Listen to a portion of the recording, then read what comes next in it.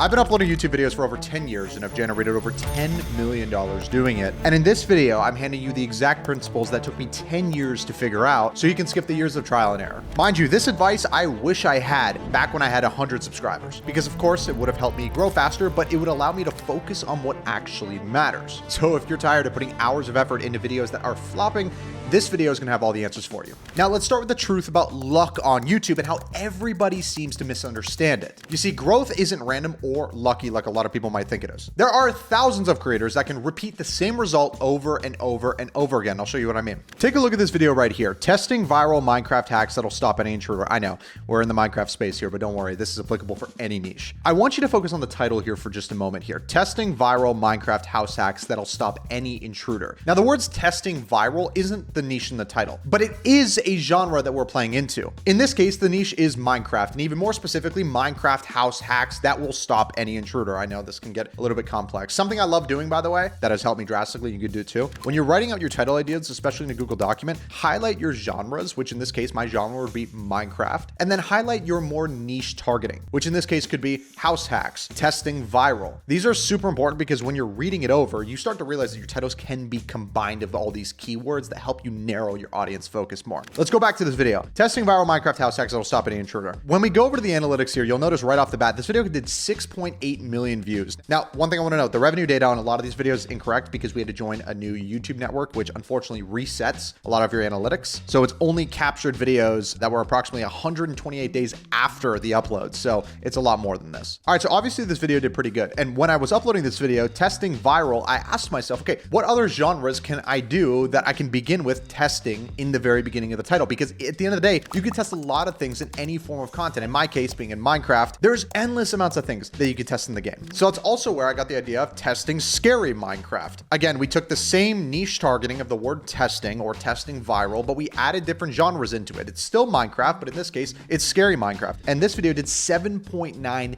million views. And the answer to all of this is that it all comes down to pattern recognition, feedback, and iteration. You're probably thinking to yourself, Andrew, you probably did this once, maybe twice amongst a couple handful of videos. No, when you have good signals across your YouTube channel with pattern recognition, you get good feedback from your audience and from the algorithm, and you iterate the ideas slightly. You ever so slightly change them. The one thing you always should do with content especially is double down. As you can see at the top of the screen here, this is our filter for just the word testing in the title. Look at how many videos we have here of just testing at the very first word. We have over 265 videos that start with just the word testing, and a large majority of them just on this first page have well over 1 million views. In fact, our top video has 12.6 million views, which is really good. You need to start thinking of YouTube the same way that somebody would become like a world-class chef or even a professional sports player. It's not the fact that you're born with some sort of special talent, but it's a craft that you develop over time. And YouTube in this case is the exact same way. Because here's the thing, if you're just starting on YouTube right now, obviously you're not gonna be great performing on camera, but you have to start somewhere and you have to get better at how you perform on camera. The only way that you get better is by physically putting more reps in, figuring out what your flaws are, and just getting better at them. What I said earlier, feedback and iteration are one of the most important things when creating content because you can directly look at how your video is performing and take feedback from your audience, take feedback from the analytics, and iterate it slightly, ever so slightly, just change it, and the outcome could be significantly different. Take a look at this, for example. My very first testing video ever was uploaded March 8th, 2020. Now, I want you to take a look first at the title iteration and also the thumbnail iteration. All caps, testing 10 viral TikTok Minecraft hacks. First day of upload, this video did 71,000 views, but it completely flatlined after. It has been stuck at 500,000 views for years now, and it has not grown whatsoever. However, if we scroll down this list, again, this is the very first time I ever tried the testing niche in Minecraft. You can see when I got data, I was iterating. Obviously, you can see I'm trying different thumbnail concepts. I tried Reddit Minecraft hacks, TikTok hacks, Minecraft myths, all that sort of stuff. But what's most important here is I want you to take a look at the uploads. March 28th, March 27th, November 5th, November 9th, November 11th, back to back to back to back to back. I'm trying to collect as much data as I can because the more data I get, the better decision I can make. The better decision I make, the higher odds that my videos are going to perform. And this is where we really took things and started to run with it. We made a massive change right after this video here, testing viral Minecraft myths that actually work. Now,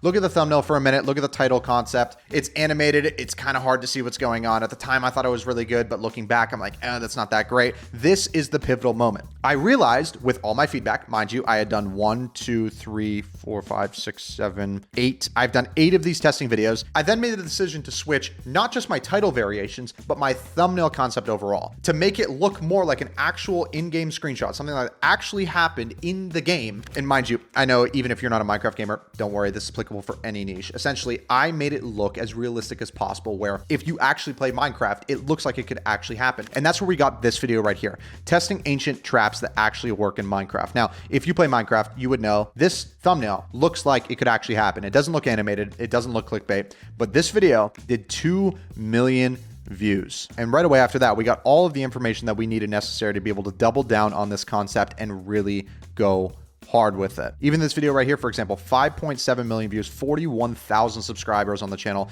on this video alone. So obviously with YouTube, you get better with reps, you get better with posting, you get better with consistent tweaking. The moment that you start treating it like a skill, the frustration fades, because now you're playing a game that you can actually win. This mindset alone will save you years of time and energy hoping and waiting for that lucky video. But here's another huge problem. Most people, quite frankly, are studying the wrong thing. They still put in hours, but the work they're putting in is not compounding, making you feel like you're just hitting yourself against a brick wall. However, there's usually a specific reason why, and that's because direction beats effort every single time. Now, for example, I've seen creators upload twice a week for years, yet they're still stuck at the same subscriber count that they had 18 months ago. Meanwhile, I've seen people go from 0 to 100K while posting once a week. What's the difference between the two? The difference is direction. Uploading consistently does not matter if your channel does not have a clear intentive goal. If you want to be a creator that makes hairstyle videos, or you want to be a creator that makes gaming videos, or you want to be a coach online, the most important thing that you need to have for your channel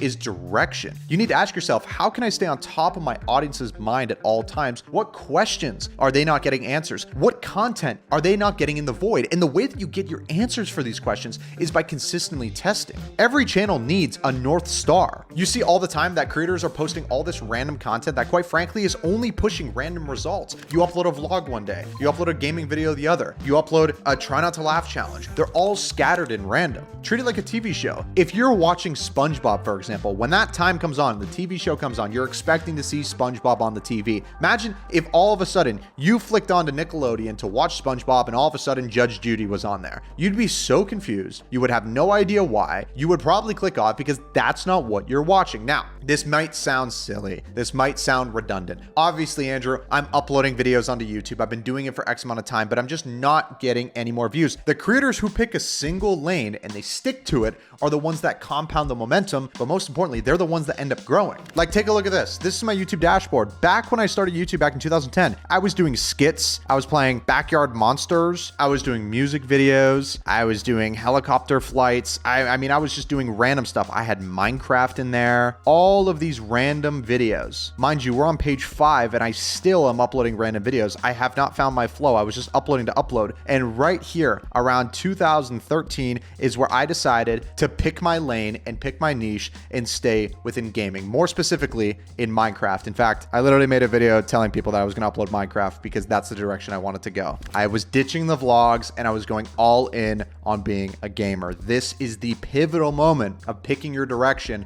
as a creator. Who are you? What do you stand for? What should your audience expect from you? A great way to go about this, by the way, is to self-audit yourself and ask yourself, if a stranger watched 5 of your videos right now, you didn't know who they were on your channel, they watched 5 of your videos, would they know exactly why they should subscribe? Like, do they understand what they're getting from you consistently? If the answer is no, you have a direction problem, not a content problem. But sometimes, even with a clear goal, there's one thing that kills channels more than anything else. Consistency is about your identity, not because you're motivated. Everyone who talks about consistency always says how just be consistent with your uploads, or you need to hustle every day, you need to upload every single day. But the problem is relying on the motivation, that fire, that excitement when you are motivated to record or to get something done, it's a trap. I mean, 90% of YouTubers that end up quitting, or anybody in social media for that matter, quit because they say it's because they burnt out. They felt this pressure that they couldn't keep up with, and that fire inside of them burnt out. They couldn't do it anymore. And that right there is what happens when you rely on these waves of motivation instead of building real systems to really focus on just producing over a long period of time. And every single time you disappear for a month, you don't just lose momentum, you reset your momentum, making it harder for you to grow. Here's the thing, the algorithm for any social media platform, by the way, rewards consistency. Yes, there are 0.1% of creators that can upload a video once and it gets 10 million views and they can dip off the face of the earth for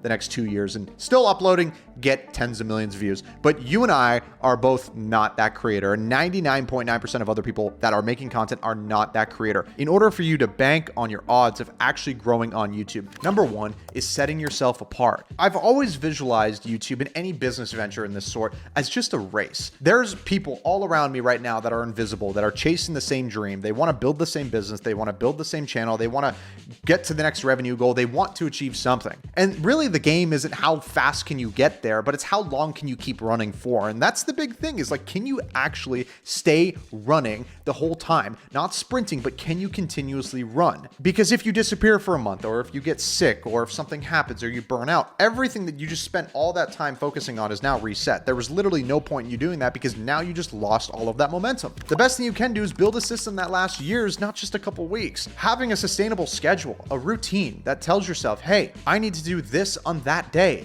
And guess what? When that day rolls around, you do it. For example, I'll open the curtains a little bit and I'll tell you what my routine is. Here's my calendar right now, Monday through Sunday. Every single Monday, it doesn't matter what day it is. It doesn't matter if it's my birthday. It doesn't matter if I'm sick. Every single Monday, I'm recording gaming videos for my main channel. The reason is because I'm a little bit older now. I have a lot more responsibilities on my plate. So quite frankly, I want to get the higher lift stuff done early in the week as possible. So every single Monday, we are on 9 o'clock in the morning and we film 4 to 5 Minecraft videos that covers us for the entire week. So after that recording session, I don't have to think about it until the next Monday. Now, obviously, if you're just getting started, your entire week is probably going to be full of your content, which is a good thing, by the way, because when you master it, you can offload things. But look at this. On Mondays, after I'm done recording my videos, I don't have to think about anything until next Monday, which leaves Tuesday, Wednesday, Thursday, Friday, Saturday, Sunday to tackle all of the other things that I need to do. However, in that Monday, we're recording all the videos. We're commissioning all the thumbnails for the videos. I'm communicating with the team for the next week's video ideas. We are essentially packing everything that takes people a week to do, all within 5 or 6 hours. But in your case, for example, hypothetically on Monday, you record 2 videos. Instead of just getting 1 video done that day, obviously you get 2. Sets the expectation just a little bit higher. Then on Tuesdays, maybe you use that day not as a recording day, but as an idea day. You assess your previous videos. You look at what's trending. Go look at other creators in your niche. What are they posting? What are they winning at? Go look at a niche that's similar to yours, but not exactly the same. A perfect example of this is, instead of Minecraft, go look at Roblox. Or instead of Roblox, go look at Fortnite. And then on Wednesday, you can film more videos. It's highly unlikely that if you're just getting started, you'll have the same routine I have, because quite frankly, I've been on YouTube and I've been uploading for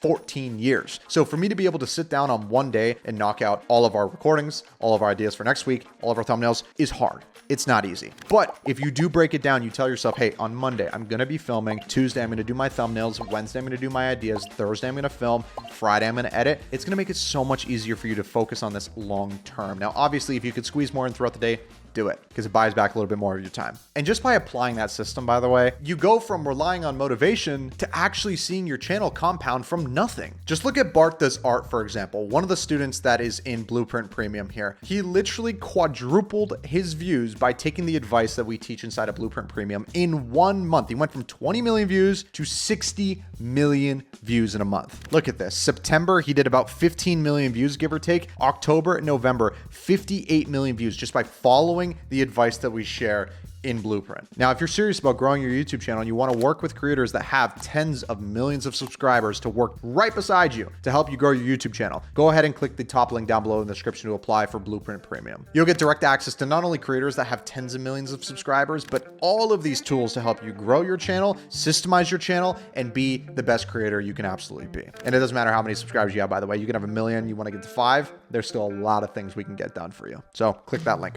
But for now, let's dive into the next piece of advice. Retention is the real algorithm. So people love to blame the algo. Everybody does on every single social media platform, whether you get shadow banned or the algorithm's not promoting you or pushing you. But here's the thing, YouTube doesn't reward random uploads.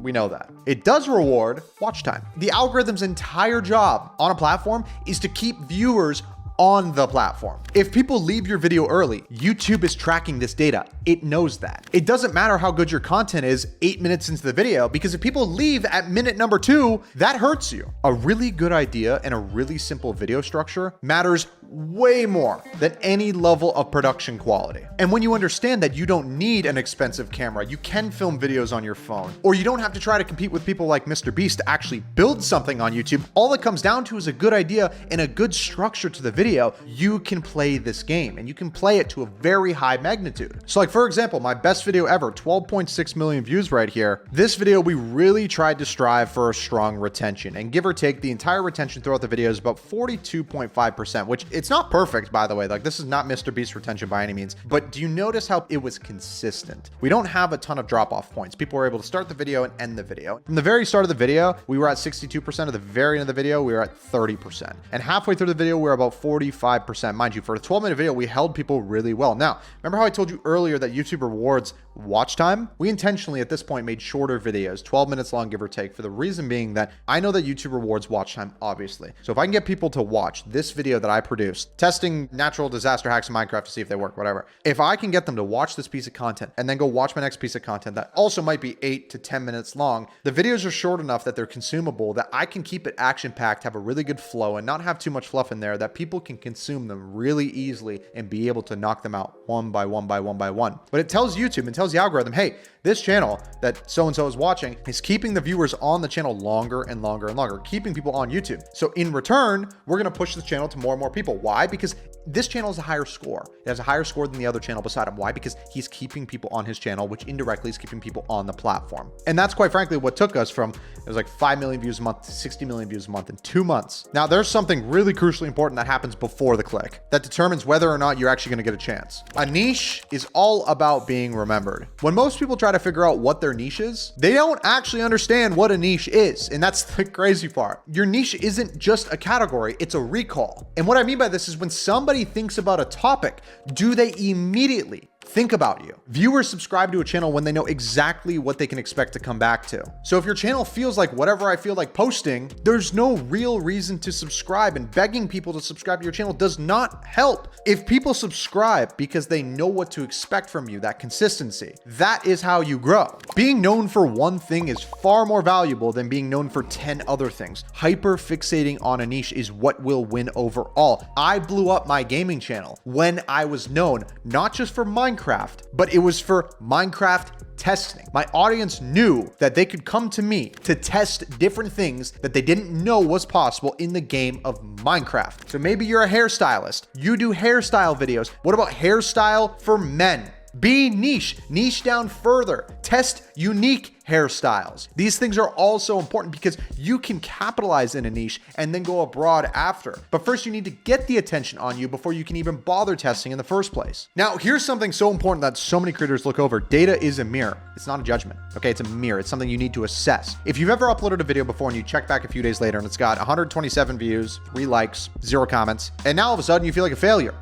You shouldn't. The problem is that you're letting that data make you emotional, when in reality, it should be informational. Because every single video gives you feedback that you can improve on. The question is, are you actively trying to improve it? That same thing that I mentioned earlier with the thumbnails. My old concept was all cartoony. My new concept was raw. It looked real. That was adapting. I could have just very well told myself when I was doing those cartoon thumbnails and said, hey, maybe it's not the cartoon thumbnail, but it's the fact that, oh, I just needed a better idea. If I didn't try a entirely different type of thumbnail from cartoon to raw, I would not have experienced that growth when I had experienced that growth. Your click-through rate, your CTR tells you, is your packaging good? Is your thumbnail good? Or is your title good? Both of those are equally as important. Your retention tells you, are people actually sticking? Are your intros good? Are you actually getting people to stick and watch your videos? Your subscribers per view tells you if people want more of this and if they're actually being attracted to the content that you're putting live. These are all metrics that you need to look at and mentally assess psychologically and go, how can I make this better? If people are not watching your intros clearly suck. Maybe they're dragged out too long. Maybe they're too fast. Maybe you're trying to mimic Mr. Beast, but people don't want to watch another Mr. Beast. They want to watch you.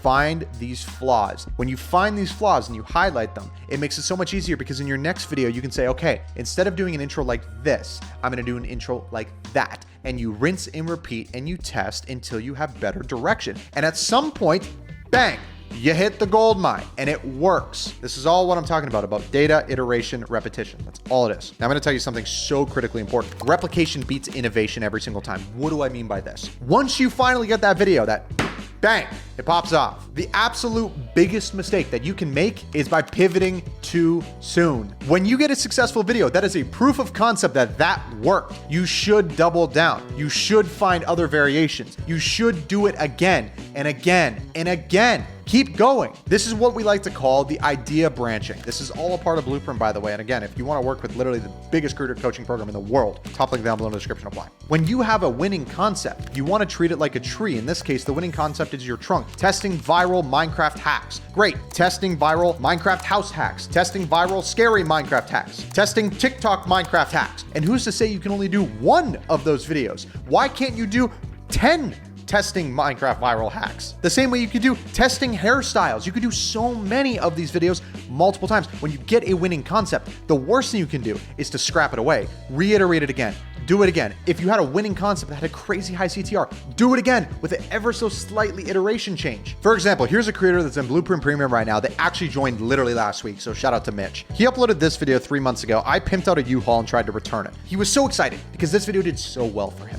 But he was also really upset because when he tried to reiterate the idea again, he tried to make a V2 with this video right here and it severely underperformed compared to the first one. I pimped out a U-Haul truck and tried to return it. Why did this not work? We were in a meeting with him yesterday and there was a couple things that we noted. First things first, these videos are, yes, they're similar, but the packaging of these look and brand themselves entirely different. So what we told him to do, and he's yet to update it, and I want to put it in this video because he's going to update it someday and we can all check. This video, what happens if you turn a rental truck pink? We are changing the idea. We are changing the packaging entirely. U-Haul needs to be on the truck. The truck needs to look like it's a U-Haul truck of some sort. It needs to follow similar packaging structures to this first I pimped out a U-Haul and tried to return it video. And granted, Mitch was really frustrated. He had a winning concept and he was trying to experiment with a new one and it just wasn't working for him. When in reality, it's not the fact that it wasn't working, it's just the packaging was ever so slightly off. And although the ideas were the same, he was packaging them completely differently. And this leads into the next point that I have, which is value travels way further than hype does. In 2026, if you're still trying to go viral with clickbait, you have your priorities completely wrong. Because after a decade plus on YouTube, short-term hype equals short-term trust. If people leave your video feeling like they got scammed,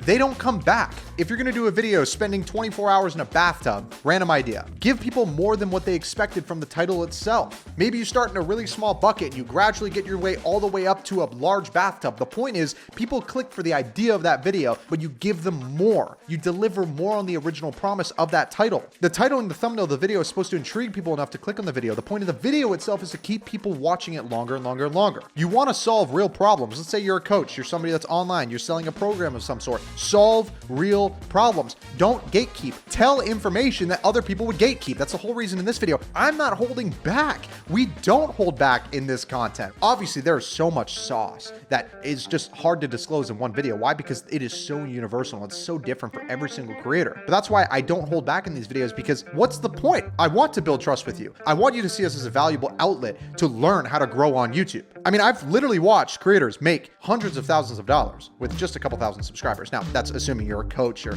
you have some sort of business tied to it. Because if you're a coach or you have a business tied to it, 5,000 subscribers is 5,000 potential customers. Now, obviously, if you're a gamer or you're a vlogger or something like that, the monetary side of it is a little bit different. It's the same way that I've seen creators with 500,000 subscribers struggle to sell anything because they never build trust with their audience. They only build attention. They only try to get a click. They only try to clickbait people. They never build real trust. And this is what brings us to the monetization pillar of the video. Monetization is a byproduct of the trust that you build. I'm going to say this very clearly, and I need you to pay attention to this. If you want to make money on YouTube and even maybe go full-time on YouTube, you need to stop chasing money. Counterintuitive, I know, hear me out. The second that you try to sell too early, or the second that you try to scam your audience with clickbait videos, for example, the trust immediately goes away. I don't know about you guys, but have you ever watched a video and you can smell desperation from somebody? You can smell that they are just trying to fiend you,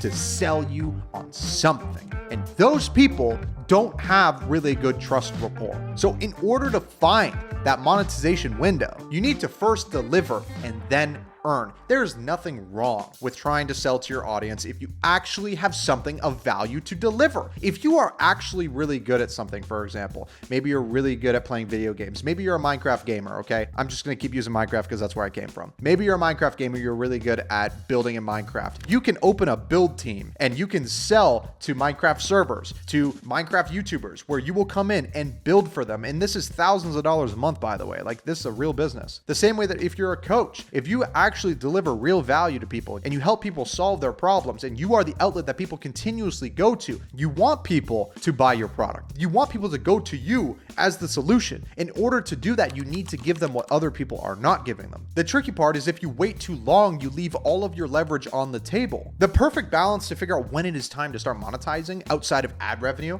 is when people start asking for it. How can I work with you? Wow, that build was awesome. How can I get that in my world? How can I do this? How can I do that? The perfect time is when people start asking. Don't try to sell right too early. Focus on just giving, and then offer. Because when you give so much, people are going to fall in love with you so much to the point that they trust you. You are the outlet to them, that they want to work with you. It's the same reason with what we do with Blueprint Premium. We have built channels into the tens of millions. We're talking tens of billions of views, hundreds of millions of dollars on YouTube itself. And that's why when people come to us, they already know who we are. They already know what we built. They already know that we are the real deal because we give away so much information to everybody online, which, by the way, if you're new, you got to make sure you subscribe. Now, this last piece of advice is arguably the most important one of the entire list throughout this whole video. YouTube is a long-term game with short-term signals. If I could go back to when I was starting YouTube and I could tell myself one thing, it would be this: the people who win aren't the best creators. They're the ones who stayed long enough to see the compound effect happening. You might do everything right for 6 months and see minimal growth, but that doesn't mean it's not working. And trust me, I get it. Editing videos, doing thumbnails, it is exhausting, which is exactly why, by the way, we have been building the world's first AI video editor, which I'm so excited to launch. If you want to be one of the first people to get your hands on the world's first AI video editor, which can edit your YouTube videos in just a couple minutes for a fraction of the price of what an editor costs. And the best part is it smart learns, meaning you can train it the same way you train ChatGPT to edit your videos. Go ahead and click the second link down below in the description that says get it. That is our AI video editor to join the waitlist. It's going to be so awesome. I can't wait for you to see it. I know what it's like to be editing videos for years. It took me over 6 years to make my first couple dollars on YouTube. I know what it's like to record a video,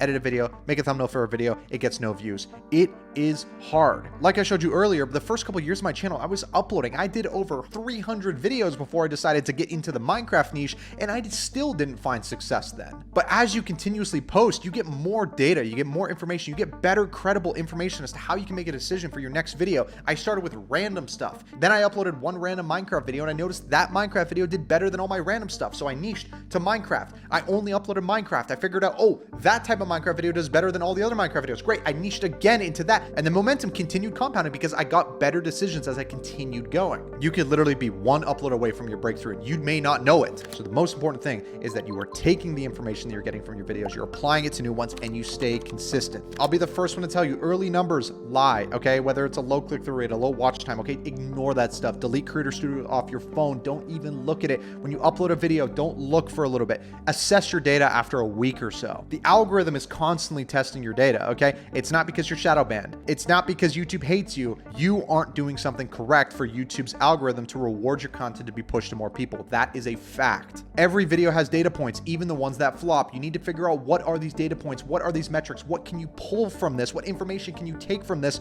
to better assess on your next ones? And ultimately, if you just stay in the game long enough, you'll win. Point blank period. Because everybody else is sprinting to see how fast they can do it versus those who sprint to see how long they can do it. And there you have it. That is a decade plus of YouTube advice in one YouTube video right there. Now, if you're ready to go way deeper in your YouTube journey and literally work alongside YouTubers that have tens of millions of subscribers, click the top link down below in the description right now to apply for Blueprint Premium. Not only will you have the opportunity to work with myself and the entire team in Blueprint, which, mind you, like I said, is ran by creators that have tens of millions of subscribers, but you gain access to the blueprints that you can directly take and add onto your channel right now so you can start building with real strategies, with real creators that have real numbers backing them. Even if you're starting from scratch, these blueprints have taken brand new channels and turned them into something massive. Go watch my next video right here. I'll see you in the next one.